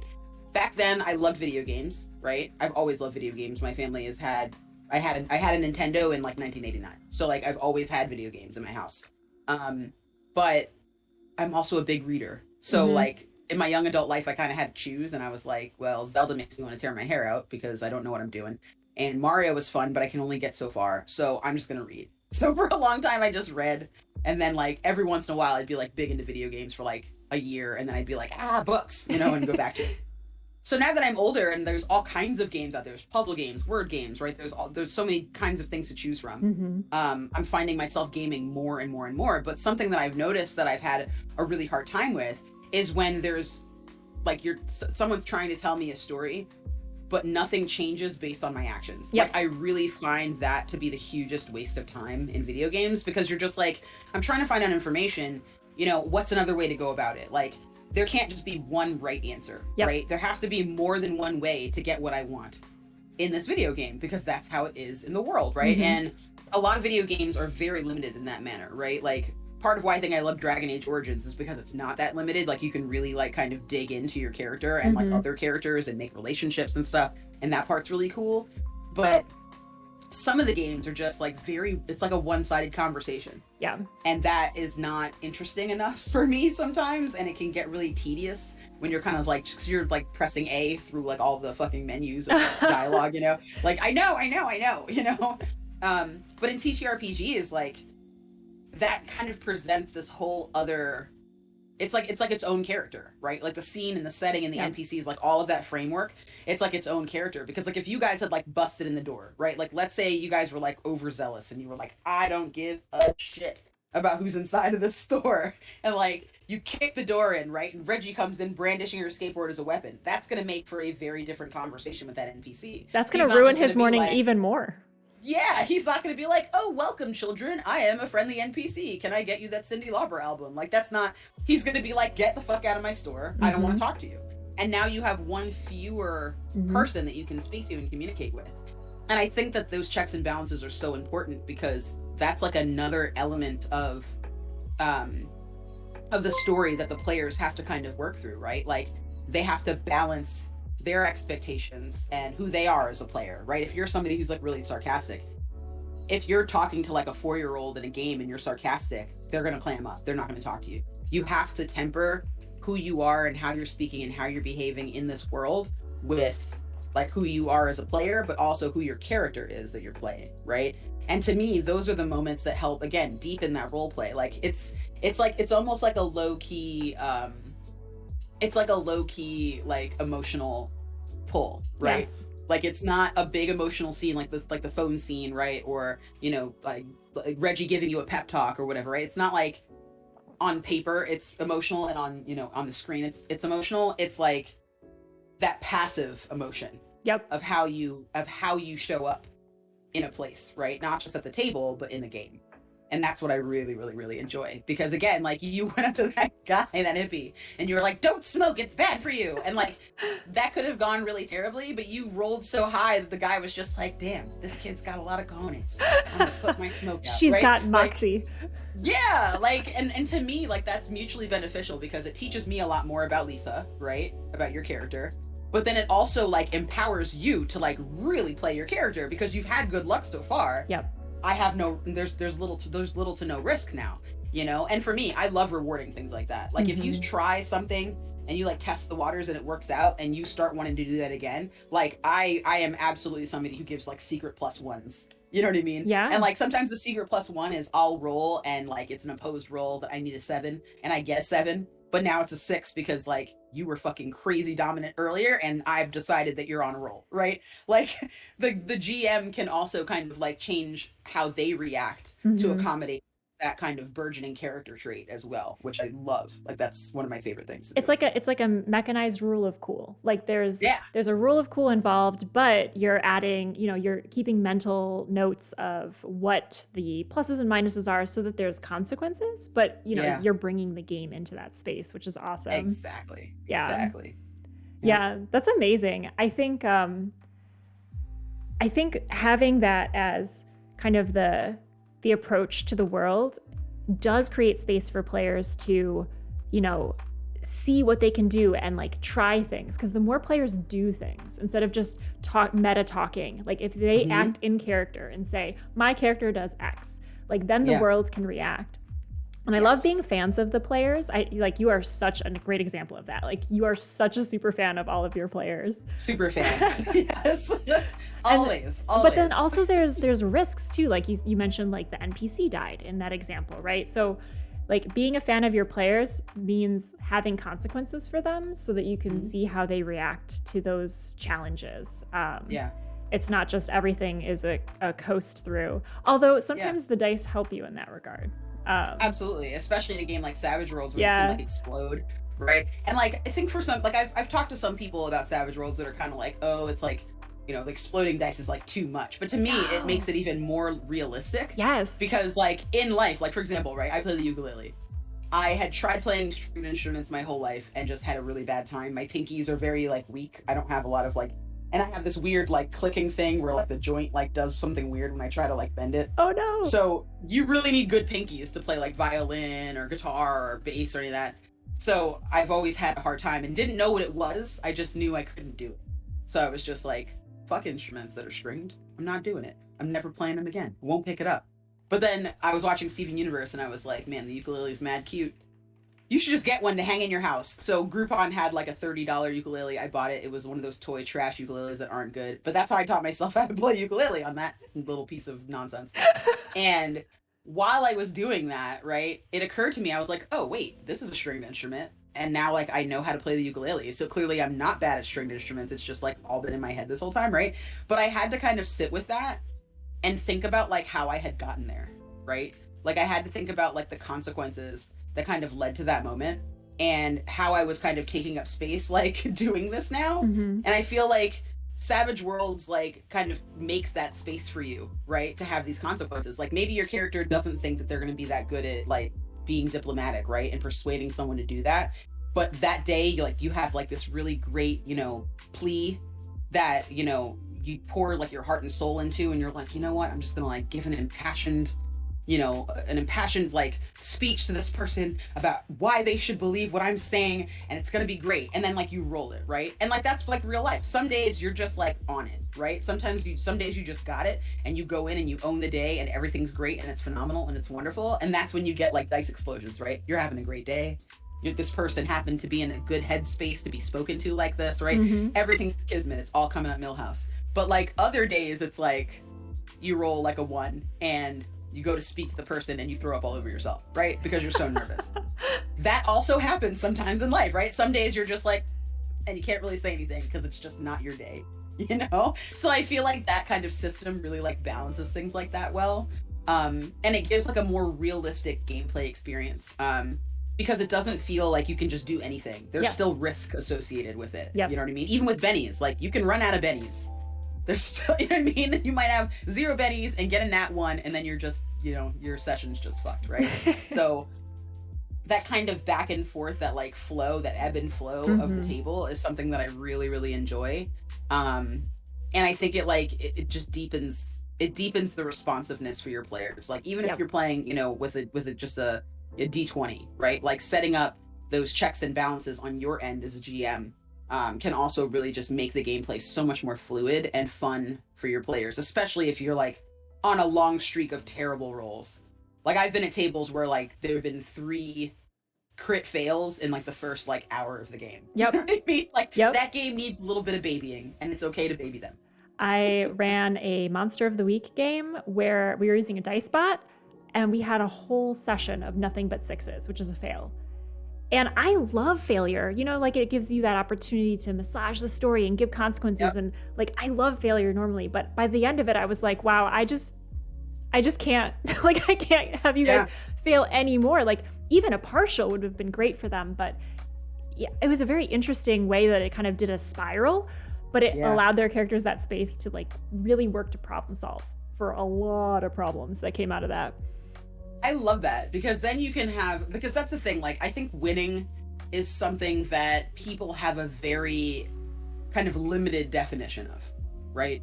Like a lot of people look at winning as an absolute, right? It's either failure or winning. There's no like partial success. There's no, well, you know, it didn't go exactly the way you wanted it to, but there's still a good outcome. Like a lot of people, it's just like you either won or you lost, right? There's no like gray there. But I think in like TTRPGs, like you have a real opportunity to kind of shape what failure looks like differently.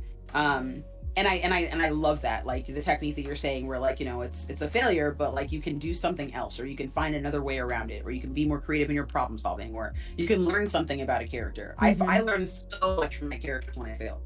Yes. Like I learned so much about my characters when they fail. Are they a sore loser, for example, right?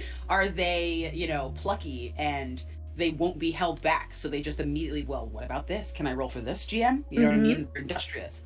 Or, you know, they're, I don't know, they react in some way that maybe I don't even see coming until I'm in that moment, right? So I think whether you're playing as a GM or you're playing as a player, like I think that kind of trying to see different ways in is something that can save any gameplay experience. And sometimes, like you said, like I'm sure your players are probably really demoralized, right, by those like fucking terrible rolls. And it's hard when your players are just like, "Nah, I give up. I'm not even trying anything anymore because like I'm just rolling like garbage today." Like there's always that moment where everyone kind of feels a little defeated. And I think it's like on the GM to go, "Hey guys, no way. Let's do this other thing," right? Or here's another way in, or to make those suggestions. So that's something that I really try to kind of pride myself on, is being able to kind of shift for the players in the story in a way that still feels like they're making their own decisions. Yes. So I'm not just taking it over, you know? Yes, that's such an important point, because you don't want to show them that you're stacking the deck in their favor, because then the victories feel like they're not earned. But Right. like it's such a subtle art of the GM behind the scenes moving things around.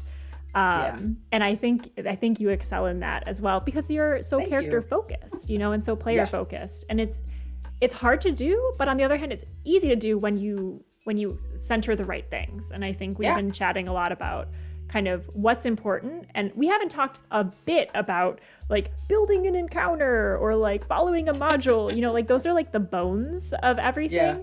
But like the heart of it is the stuff we've been talking about. And if you can center that, it's just so easy, because then everything else just follows when you center people and characters and emotions. Absolutely. It's like you pull a thread and like the rest of it all kind of like just comes with it. You know what I mean? That's what I find so difficult, because like I said, my first D&D experience was with someone who was very combat focused, and he wasn't bad. He was a good GM. He was telling a great story. He's my friend Will. He's awesome, right? Did a great job. But the thing that I felt was kind of missing from that equation was like the reaction. Like our second meetup, right? There was somebody who had originally not been able to make the first session, and I knew him as a coworker, but like as a person, but not as a player. And let me tell you, that is something to also never kind of take for granted, that your players and the people that are showing up to your table, sometimes they're the same person and sometimes they are completely different people, right? Some people need different things out of their TTRPG experience, right? Some people may want to learn, right? Like I have, you know, friends and family that are neurodiverse, right? Who might have Asperger's or some kind of, or on the autism spectrum, or have a learning disability, right? They might be coming to your table to like learn how to better interact with people. I have another friend that's an analyst, right? She's very, very science and math minded, very focused on the rules. She came to my table because she was like, I need to like let go and think more creatively about my problem solving instead of kind of more rigid and focused, right? Like I want to kind of expand, you know, my skill set. And even though like this is something she uses at work, you know what I mean? She like goes into work and she's able to communicate better with people because she can think about this from a different side and different perspectives. So like not everybody's coming to it just for like hack/loot, you know what I mean? Some people are coming for an actual experience that's going to change the way they think about things, or to practice the way they think. Like I am in advertising by day. Doing this has made me so much more creative. Like I can access my imagination so much more readily because I do this all the time in my off time. So it's interesting to see like what people are bringing to the table and what they want out of their game or out of their session. And I think that like when you start kind of like digging into that, that's when you can really kind of like even understand people better. The player that kind of came to my Dungeons and Dragons session, he was really cool to work with. Like he was a very chill person. He used to do yoga at his desk. Like I thought he was going to be coming in as like a monk, real peace loving and everything, right? He came in as a fighter and was awful. Like he was just awful. Like his character was just the fucking worst. Like he was in a cage.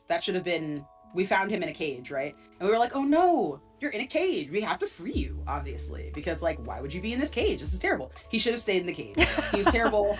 the whole party was just like, do we have to play with this person? They're being really awful right now, and it would be really great if they could like chill the fuck out, right? Like it totally changed the dynamic of the table. And like our GM, like I said, was very new, so like he didn't know how to like combat this person's like negativity. And like we approached, this cave. There were goblins that had like fought us briefly and then ran back into this cave. There are 5 of us in the party. Who knows how many goblins could be in this cave? So we're all like, you know what? We're going to take a rest. We're going to take a short rest. We're going to set up camp on the outskirts of the woods next to the cave. And we're all going to talk about it. We're going to talk about it, see what we want to do next, formulate a plan. Everybody stops. We break. We set up our little tent, our camp. The GM is like, so what are you doing, to this other player, right? What are you doing? The other player's like, and like he looks on the map. As an in-person game, he looks at the map, he takes his character and puts it at the mouth of the cave. I'm going in the cave. We're all like, bro, don't go in the cave. We're formulating a plan. He's like, nah, I'm going in. So of course all of us are like, we can't let him go in the cave by himself. We should have let him go in the cave by himself. We should have done it, because we almost died. It was terrible. There were like 5 wolves in there, like a big giant like daddy goblin. There were fucking like gnomes that were like evil and like zombies and stuff in some of the rooms. Like it was terrible. Like it was way too soon to go in there. The GM hadn't planned for us to go in there, so they were all just like the monsters that come with the set. He hadn't been able to like actually figure out like what levels the monsters were. It was a bloodbath.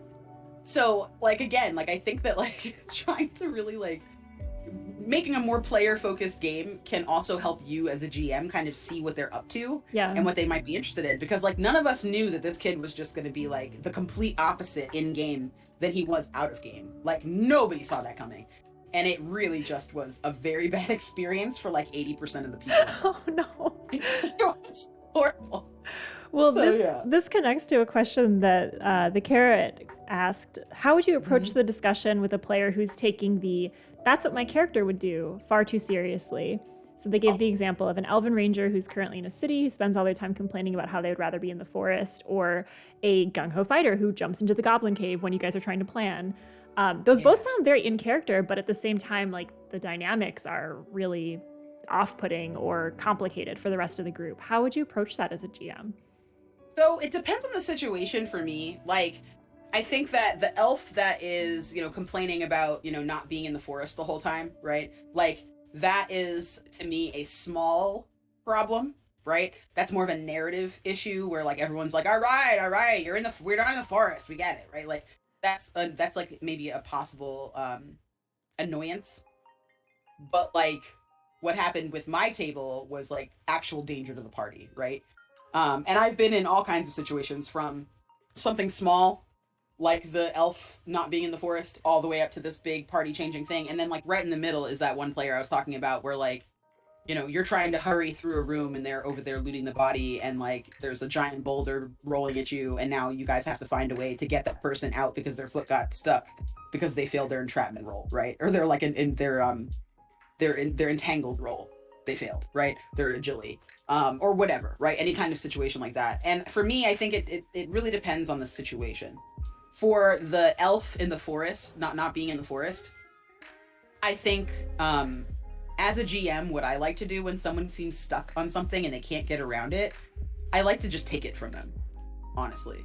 And not in like a shitty way. More like, as the GM, you're responsible for being the narrator of this experience. So when you go to talk about that character, right? Maybe the elf is called Arwen, right? So you guys walk through the main promenade of the town bazaar. You see all of these, salespeople everywhere. And Arwen, you go ahead and roll me perception or notice, right? And then they get a good score. So you actually look over and you see a stall that is helmed by an elf. They look like they have this really beautiful kind of like pale gray skin and like this mane of green hair that has like vines and things like that entwined in it. And they kind of point out to you. And then I'll have that like forest elf have a conversation with Arwen, like, don't you fucking hate the city? I know, right? Here's an amulet that you can buy for me that'll make you feel, like it'll make everything smell like the forest, right? Like, solve it like that so that they have something to kind of go off of, because then they can still be in their character, but they're not hung up on the one thing. Or they're commiserating with this other character who also hates not being in the forest, and having that conversation kind of smooths it out. Or you can even do something where you're like, Arwen, who is extremely sick of not being in the forest already, is really frustrated by this. Arwen, what do you say? So now they're not going to say they don't like being in the forest, that they don't like not being in the forest. They have to say something else, because you've just said they don't like being in the forest. So now they've got to be like, well, she feels very understood by the GM, and she is appreciating the little bits of grass sticking up between the cobblestone streets, right? Like, it challenges them to kind of pivot and do something else and break themselves out of that like mold, because I think sometimes people don't know they're doing it. Yeah. Like, they're trying to role play, especially if you're like feeling like the weakest player at a table. It's hard not to rely on those like little tropes that you have about your character, because you're like, that's how I'm going to make something better or bigger out of what I have here compared to these other people, right? Sometimes it can be a little bit intimidating. But for someone like, you know, the encounter that I had where they're just like going off, like I like raising the stakes for that character, because ultimately you're the GM, right? No one's going to die unless you allow them to. No one's looking at the dice you're rolling, especially if you're online. No one's fact checking you to make sure that you've got, like, you know, when you say you've got a nat 20, you've got a nat 20. Like, nobody is, you know, we're all adults. So I like to fudge the numbers. Ooh, so hot take from Candace. For that player, what I would have probably done, how I would have handled it, because again, like the GM was blindsided. In that moment, I wouldn't have known how to handle it, because all of us were just like, what is happening right now? All of us were just like at a moment where we were just like shook. So no one had time to react, so we just like went into the thing and then almost died. But I think if I wound up in that scenario, I would put the onus on that player that is deciding not to be a team player, and force them to be a team player, in that your decision is governing the health and safety of all of your other players, right? So same thing within my home game. There was one player that was like, we're having a really nice time. Like, they were really excited to just be like a kid in a game. And they were like, no, we're having a really good time. We don't need to call her. And I was like, well, I mean, you guys said that you were going to call her. Okay, fine. We'll call. So they called at 11:30. But the monster didn't show up until midnight. Like, that was into the monster sheet. It was like the monster appears at midnight, right? So the monster's not coming at 11:45 when you're talking to this child. It's just not, right? So I was like, you know, you have these walkie-talkies you can call anytime. They were like, yeah, we told her to call if she needs anything. So then I called at midnight. They heard a shh, hello? And they like responded to her, and she was like, I hear something in my kitchen. They were like, okay, do you think you're all right? Do you feel safe? Is your mom awake? Yeah, I think my mom's awake. Okay, you're probably fine. So nobody checked out with the noise, right? And I was like, I'm sitting here like, this child is gonna die. Please don't make me kill this child. And they were like, and I was like, okay. So the player who was like the most like, who cares?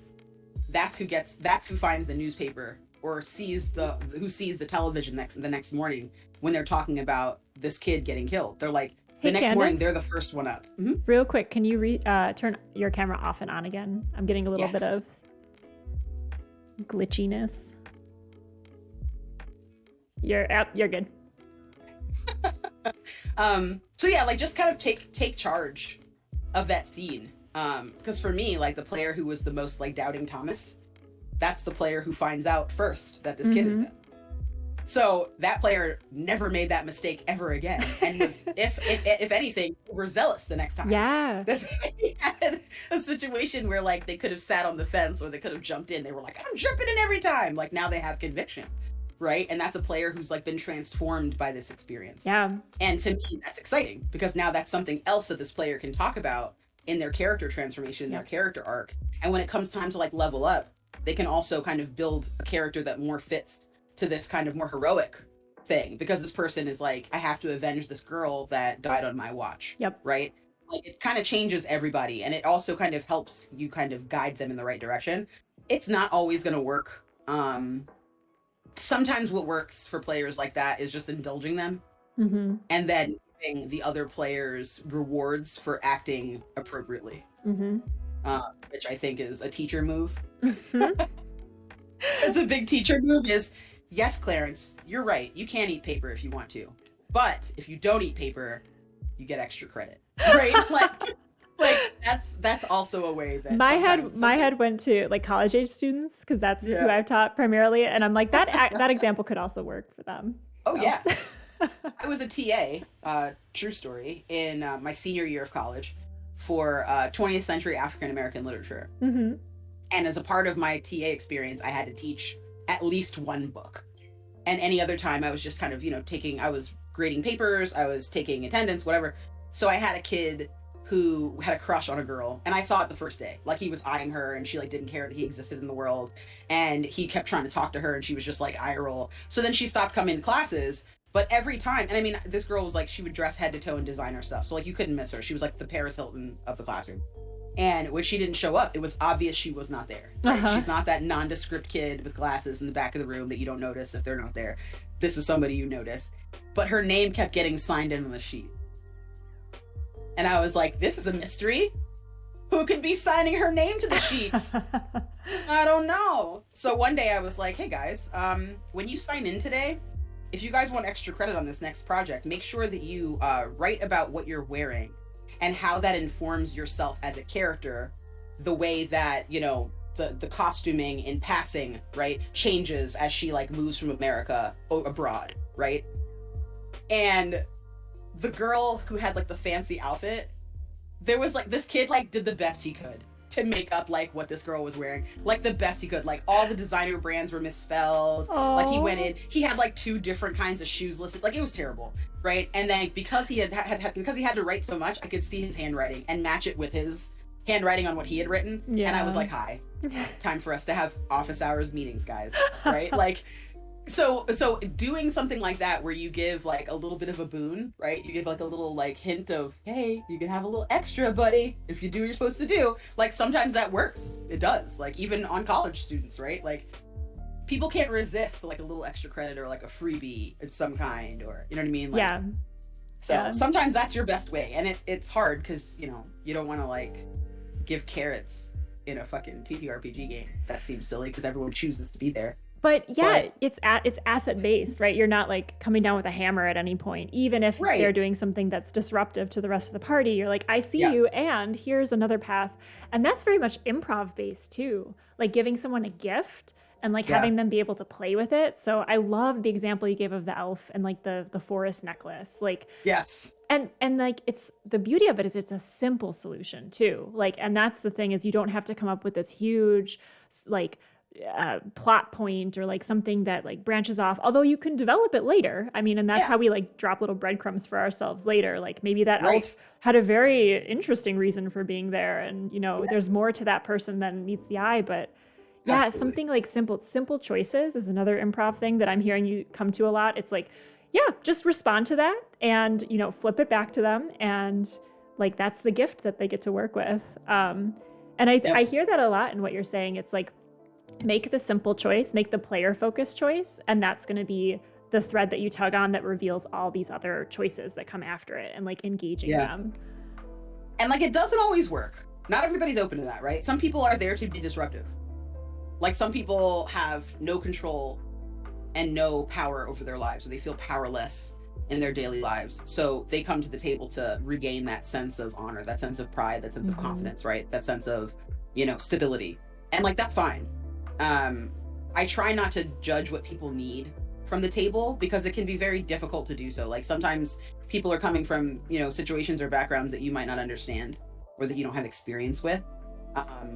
But it helps to kind of work through whatever it is that they need to work through at the table. So I also try to kind of like pay attention to what they're saying. And I think I said this before, like pay attention to what they're saying as well as what they're not saying, what they're not bringing to the table. You know what I mean? If they're hyped about, you know, oh, I'm not in the forest, I'm really not enjoying this. Can you set a scene in the forest so that they don't have room to complain and see how the other characters react? Because like if their fellow players are like, man, the forest is really beautiful. It's a shame we don't spend more time here. Yeah. Suddenly this person is like, oh, okay. I'm all right. I'm in a good place. Everybody, they understand me. I understand them. Like we're good. You know what I mean? Sometimes it's understanding based. Like there's so many things that it could be. So I feel like, you know, kind of tossing the ball around and choosing not to be irritated is something that's a big one. I mean, but again, you're not always going to win. I've also shared a table with somebody who, you know, was very nervous and got distracted very easily, and it would throw off the rest of the table. Like as a player, I would be thrown off, even though like I'm very like on it and I can usually kind of tune out any distractions, because this was something that like there was a lot happening for this player that was integral to our story for everybody, right? When they would be like confused or clam up, it would kind of grind everything else to a halt, right? Because everybody else would just kind of be confused by their confusion. So it doesn't always work.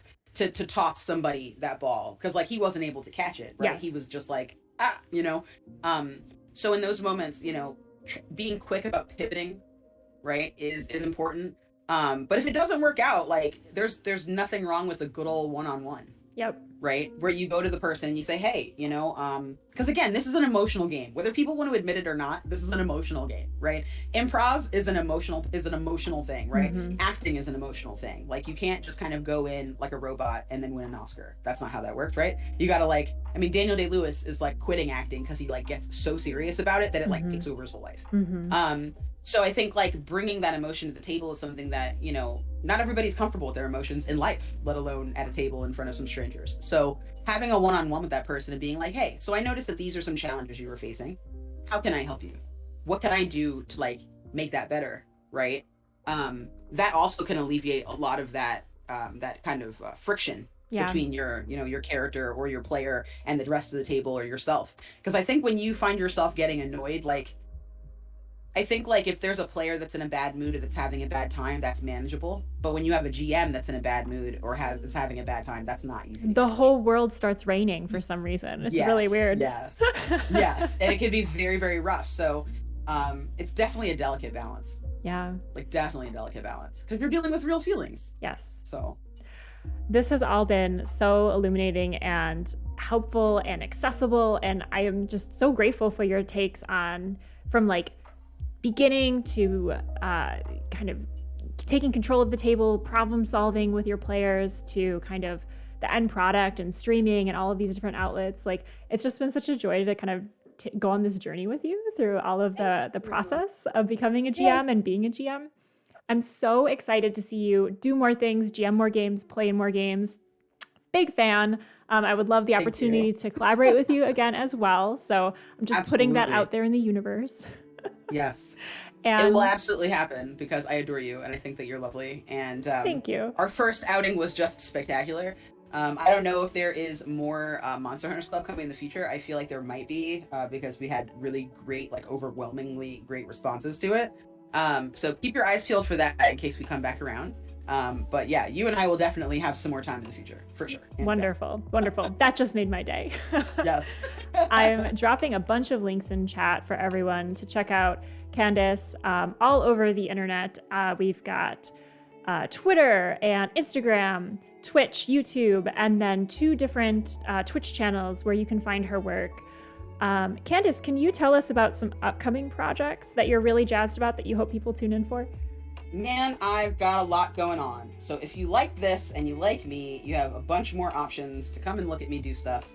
And even if you don't like me, I still suggest you check them out because I always like run in circles with extremely talented people. I've been very lucky to have like almost 0 streams that I wouldn't recommend to you. So that I've been, so like I feel like I'm, you know, it's fancy for me. So let me see. I've got Thirsty Sword Lesbians tonight at 6 p.m. on Matihi's channel. That's Mateehee. So Matihi. We are doing that for reproductive rights. It's a charity stream. And then next month I'm going to be GMing. Well, partially GMing. More details to come. There's a little surprise. There's going to be 4 sessions every Tuesday in June on Todd Moonbounce's channel. At 8 p.m. we're going to be doing Thirsty Sword Lesbians, and all proceeds are going to the Trevor Project, which is an incredible charity that helps prevent suicide in LGBTQIA youth. So just celebrating pride, celebrating our queerness, celebrating with allies, having a wonderful time, all through June. Also in June, every other week, I believe, will be Masks. So that's a Powered by the Apocalypse game by Magpie. And that is like a superhero game. That's going to be super great and fun. We actually did a little like pre-game to see if we liked it, and it was hilarious and just very special. So we're very excited to present that. That's also going to be on Todd's channel. Then over on Valor Studios on the 15th of June, our first episode of Axion goes live. That is going to be a steampunk space odyssey about this ragtag crew aboard a steamship called the Light of Day. And we are going to be doing some really cool stuff there. It's actually a new system that Cheyenne Wright, our GM, made up himself, and he's going to be doing all the art for it. He's a Hugo Award-winning artist, so definitely tune in for that. That's awesome. Yeah, then June 16th, I'm over on Carrie Smith's channel for Outbreak Undead, which is going to be awesome. And, you know, some zombie apocalypse survivor drama, which, like, I mean, what could be better? Very excited for that. Let's see. I'm going to be on Community Cleric on the 9th of June. And then I've got Backwater this Wednesday. So one shot of Backwater this Wednesday. And that's all of June. So Woof. Lots of opportunities. Just check Twitter. I post. And if you like ice cream, I do ice cream reviews on my YouTube channel. Yes. I'm actually going to film some ice cream reviews today to add, because I've been inactive for like 2 months because I've been really busy. It's the ice cream season, Candace. It is ice cream season. That's what I'm saying. I got to put the pedal to the metal, really. And like Jenny's put me in a video for one of my ice cream reviews with Jason Mraz, which I'm in a video technically with Jason Mraz on social, which is wild to me. And they sent me a big giant box of ice cream, so now I got to review all of those. Incredible. So I've got, yeah. If you like ice cream reviews, come check me out. Amazing. Well, definitely check out everything Candace is in. You'll get all of this player-focused, story-focused, collaborative, and just positive energy that she brought to the interview today. Again, so grateful for you for being here. Thank you, chat, for hanging out with us this morning on Roll for Coffee. We had a lovely time being with all of you. Thank you for the raids and the subs and all the love and questions that you put in chat. We're going to return the favor. We're going to raid a content creator that I'm a big fan of. We'll go check out C+ Content. So we'll be rating them shortly. But again, thank you to all of you. Oh, should I plug my own stuff? Maybe I'll do that. Please. Yes. I always forget. So coming up on Monday, I will be on Todd's channel as well. I'll be playing in Mothership. I'll be an android. So I'm really excited about that. So check us out on Todd's channel on Monday. Disco Elysium is a game I'm playing on Thursdays. And so we talked a little bit about how like video games can be very like, only one answer. And this game combats that. So it's very responsive and it seeks to build out that TTRPG experience in a video game. So I'm really jazzed about that. It's very narrative heavy. So if you want to see a bunch of different voice actors come in and read the video game dialogue and kind of see me make really weird choices and have really weird consequences, that's on Thursday evenings. And then Sundays is our usual TTRPG spot. We have a lot of cool things cooking up, including July for our first Fridays. A guest GM is coming in from Monsters of Roll, and they will be leading us in a Dungeons and Dragons game. First D&D game on this channel. I know it's kind of weird to think about that we haven't played that yet because it's like the bread and butter of RPGs, but first time here. So very excited about that. And then also D&D will come back in June? June, right? Yes, June, coming up for a Oops All Wizards game. So we will be playing with minis and maps, and it's going to be amazing. So very excited about that as well. So follow us here, follow us on Twitter for more information about those opportunities coming up. And yeah, thank you all for hanging out today. We're going to go raid, and thank you again, Candace, for being here and being your wonderful, amazing, inspiring GM self. Thank you. I'm so happy to be here, and it's been a wonderful time chatting with you. I'm very excited for whatever comes next, and I will absolutely be tuning in on Monday. Fantastic. Take good care, everyone, and have a great rest of your weekend. Bye.